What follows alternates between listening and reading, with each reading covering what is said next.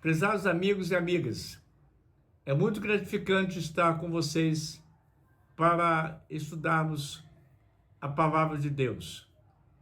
Muito obrigado por acessar o nosso canal. Convido-vos a abrir sua Bíblia virtual ou física, tanto faz, a Bíblia é uma só, no livro de Romanos, capítulo 1, verso também 1. Usarei a nova versão transformadora. A Bíblia diz: Eu, Paulo, servo de Cristo Jesus, chamado para ser apóstolo e enviado para anunciar as boas novas de Deus, escrevo esta carta. Ele se identifica nesta carta. Quando Paulo escreve essa mensagem à igreja de Cristo em Roma, ele ainda não havia estado nesta cidade, ele nunca tinha ido a Roma, não é? Mas já havia anunciado o evangelho desde Jerusalém até ao Ilírico, Romanos 15, 19. Mas pastor, que lugar é esse, Ilírico? Ilírico é hoje a região que compõe a República da Sérvia, Montenegro, Kosovo, norte da Albânia, Bósnia e Herzegovina e Croácia. Essa é a região ilírica que Paulo faz menção lá. É provável que a igreja cristã de Roma tenha sido fundada por cristãos que haviam estado em Jerusalém por ocasião da famosa festa de Pentecostes, conforme relato de Atos capítulo 2, verso 10.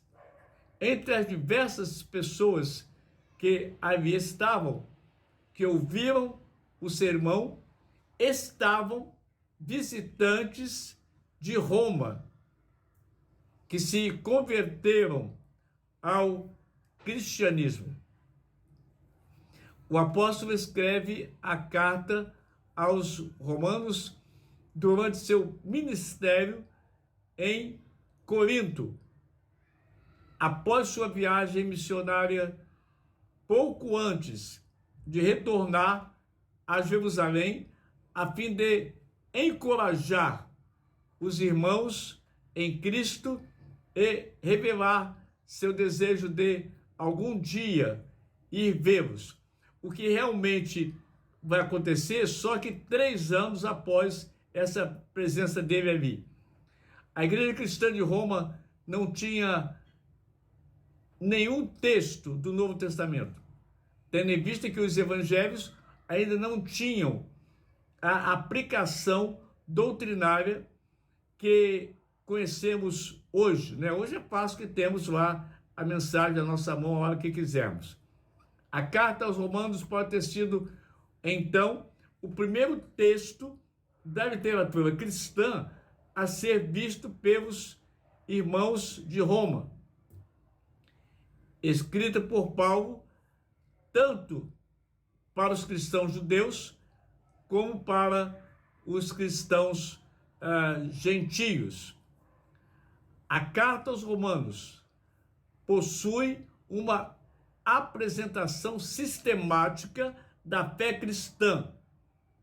Quando Paulo, um zeloso judeu que perseguia os cristãos, converte-se ao cristianismo, Deus vai usá-lo para divulgar as boas novas para todo mundo.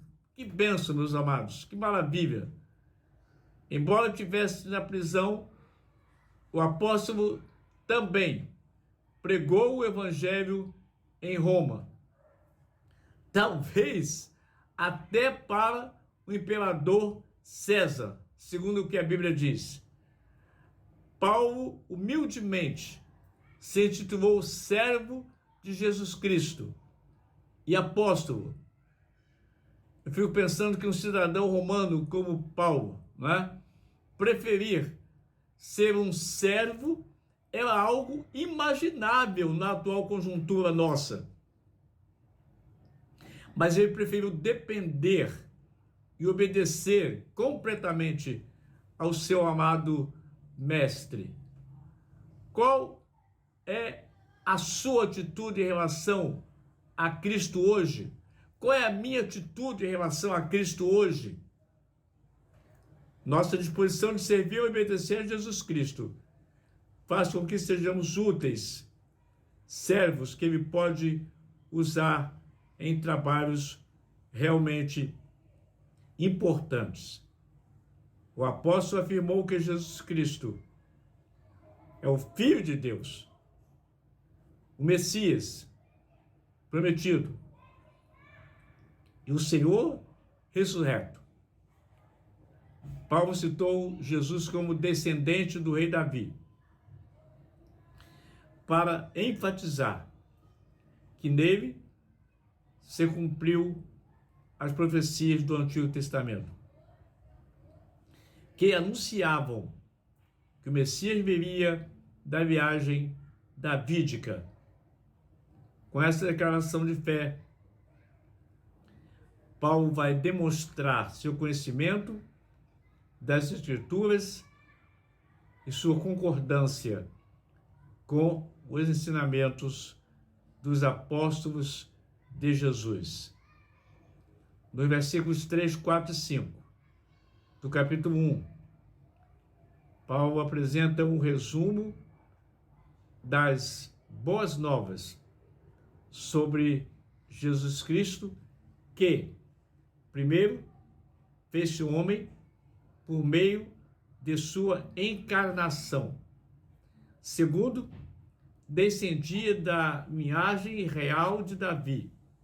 Terceiro, morreu e ressuscitou dos mortos. Quarto, abriu as portas para que a graça e a bondade de Deus fossem derramadas sobre nós. O apóstolo Paulo retratou então claramente a inevitável decadência em direção ao pecado. Primeiro, as pessoas rejeitam a Deus. Em seguida, elaboram seu conceito de como ele, Deus, deveria ser segundo essas pessoas, né? Depois cedem a toda espécie de iniquidade, ganância, ódio, inveja, crimes, multas, engano, malícia, mexericos. Finalmente, chegam a odiar a Deus e a encorajar outros a fazerem o mesmo.